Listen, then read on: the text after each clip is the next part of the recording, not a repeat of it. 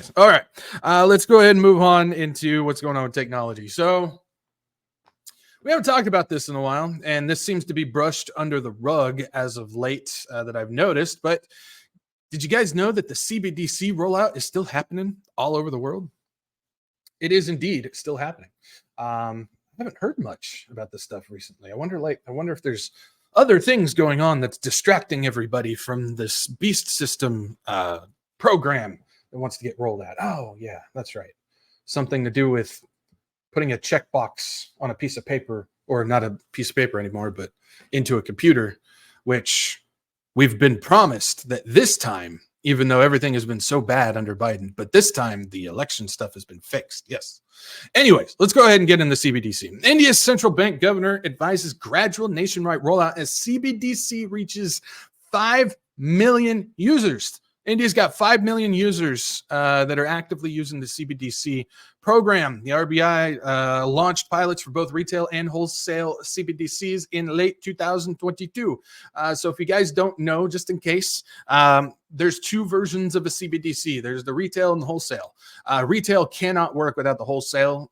It's just kind of how it works. The wholesale is what the reserve, whatever central bank it is in whatever country, they hold a CBDC, which backs the retail CBDC, which is the stuff that we would use to purchase things or put in the bank and that type of stuff. So India is one of the countries, one of the many countries that has rolled out both of their CBDC stuff. I also believe, I think I could be wrong, so don't take it. I believe India is part of the Bank for International Settlements Mbridge project too. I think I probably should have looked that up, but I did not.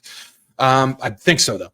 It says India's central bank digital currency pilot has surpassed 5 million users, but Reserve Bank of India Governor Shaktikanka Das, it's the best I got, has cautioned against a hasty nationwide rollout. Why would he be doing that? Because we're not ready yet. Just slowly do it. We're getting there. Speaking at a conference in Bengaluru on Monday, Das emphasized the need for a gradual approach.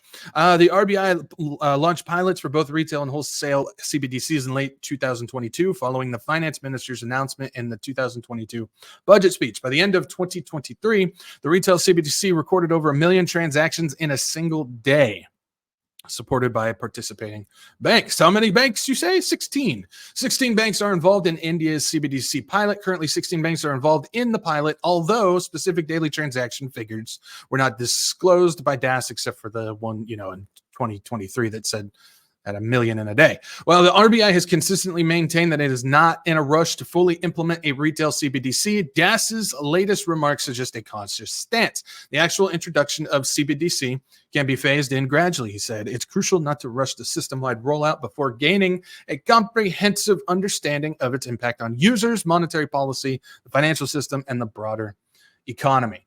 Okay, so I'm bringing this up because I know a lot of people, whenever I talk about something in like other countries like that, people tend to tune out, and it's like, well, that doesn't really affect us, but it does. It really does, because we're over here all just completely distracted by one thing that's going on, but ultimately that beast system is still rolling out. They count on people to be distracted in order for these types of things. Now, India is going full bore, pushing ahead with this stuff, as is a lot of other countries out there. They're going for it.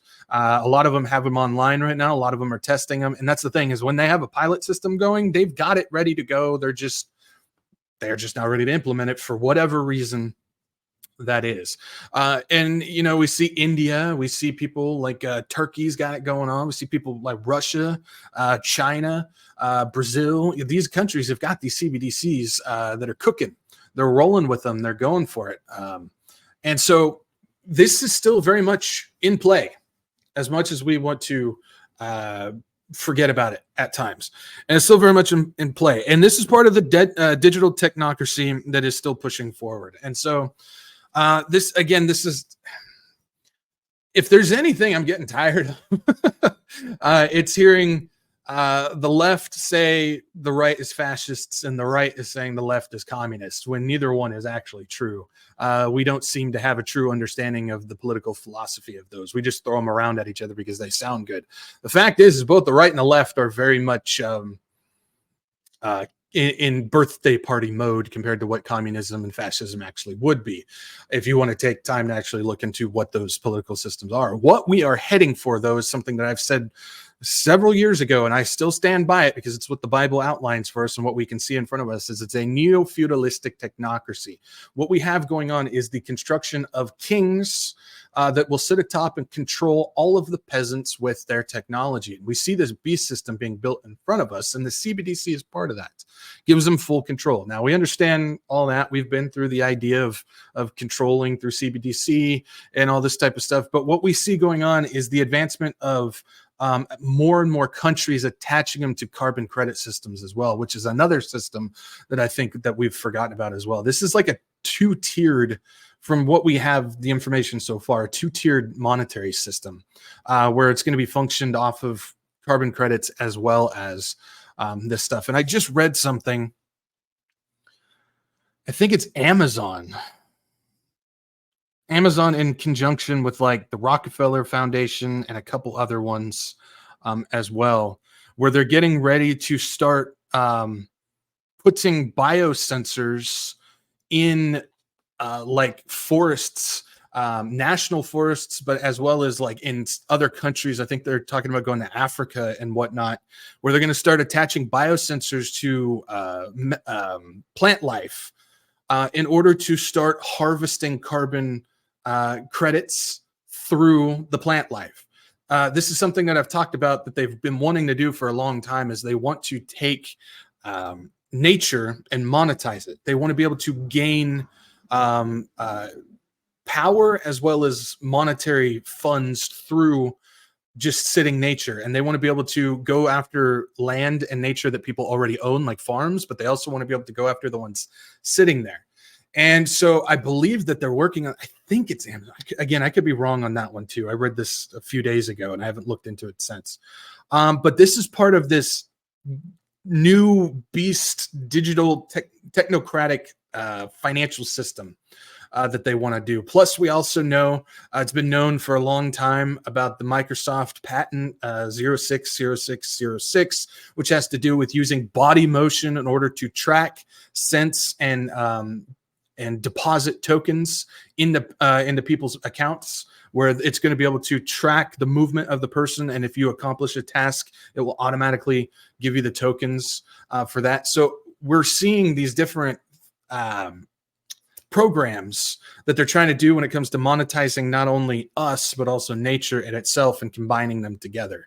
And so that's kind of stuff that's hidden underneath announcements like this from India that has to do with CBDCs being rolled out. Now they're saying slowly. Obviously, they've got 5 million users already from what the news is telling us, but they're not ready yet to completely run the entire country on it. More countries are getting closer to that, though. They absolutely want to do it, including the countries that everybody says hates the West and they're at war with the WEF and stuff, but they're doing the exact same stuff, the exact same programs that the WEF, the World Economic Forum, and the UN, and the Bank for International Settlements, and World Bank, and all these people are doing. For some reason, that disconnect is still there, where we continue to see people in countries that seem to be at war with that globalist agenda who are doing the exact same thing as the globalist agenda. Figure that one out. How is there a disconnect there? I don't believe that there is. And I've proven that before. People like Russia and China and all these countries that are still fully on board with the globalist agenda. And speaking of that, one of the ones that's going on with it happens to be Donald Trump, which again, he can do no wrong. He can do no wrong. But yet he announced, and I did a video about this where he said he wanted to create a U.S. Bitcoin reserve. Well, now he's come out and said he wants to make the United States the crypto capital of the world. Now, this is how it goes when it comes to the deception of what's going on. Where we're at Everybody says deception. Look at what's going on the left. There's no deception going on the left. We understand what the left is doing. That's not deception. The problem is deception is most used and most effective when it's in your own camp. And so I always look at it this way. If Biden came out and said, we want to make United States crypto capital of the world, everybody would say, oh, look, he's going for the digital currency.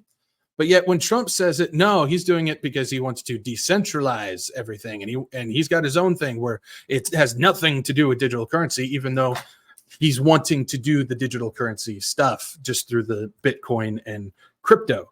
And it's just a quick little transfer from, hey, we're going to make this now the CBDC. So this is what I'm talking about when it comes to, we must recognize what's going on underneath, and we must recognize that everything that's going on in front of us is a complete show. There's no disconnect between Russia and China not wanting to do the globalist agenda when every program that they're putting forth is part of the globalist agenda. Just like we can't disconnect when Trump says he wants a Bitcoin reserve and make the US the crypto capital of the world, that has nothing to do with switching us to a digital currency that can be tracked, traced, and turned off at any moment. What is the disconnect when it comes to this stuff? That's something that I've been trying to figure out, and I can't figure it out because it doesn't make any sense. No logical sense. You really have to do some manipulation in order to get to that point. And so that's just a little reminder when it comes to this stuff. This is very much the agenda on the plate for everybody in control at the moment. They're all working in lockstep. Remember lockstep?